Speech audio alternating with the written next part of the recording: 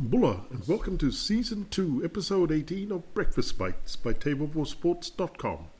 A wrap of Pasifika Peoples sports highlights on this slightly overcast Monday morning, 18th July 2022, coming to you from the 180th meridian in the middle of the Pacific Ocean. And first up, big congratulations to Team Fijiana for beating Samoa to win the Womens Oceania Championship in Auckland yesterday, with a fantastic try after the fulltime siren had sounded for a nail-biting 31-24 victory over the Samoans.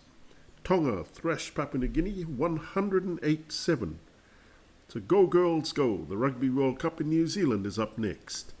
In other key rugby results, Chile turned the tables on the USA 31-29 to qualify for the Rugby World Cup 2023 in France, and Argentina pipped Scotland 34-31. The Irish Test Series win against the vanquished All Blacks has really cut deep in New Zealand, with widespread media and public calls for the All Blacks coaching team, led by Ian Foster, to be sacked, and also for Sam Cane to be replaced by Ardie Savea as captain. With his coaching career on the line, head coach Eddie Jones guided England to a tight 21-17 win at the Sydney Cricket Ground on Saturday night, but was furious when a drunk Aussie fan, beer in hand, called him a traitor. Feisty Eddie had to be restrained by security guards as he challenged the much bigger man to a fight on the playing field. So much pressure. And you've heard of the Pasifika way, all right?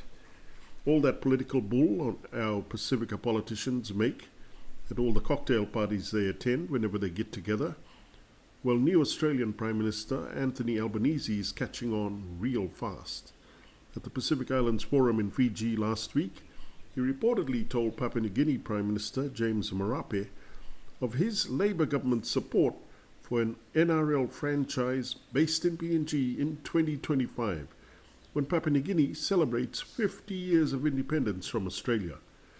Apparently, Albanese also told other Pasifika leaders they have his support for a combined NRL expansion team in the Pacific, from Tonga, Samoa, the Cook Islands and Fiji. All in the family. In football, Spain left it late to beat Denmark 1-0 to set up a quarterfinal against England, while Germany eased to their third win in the Euro 2022 Women's Championship.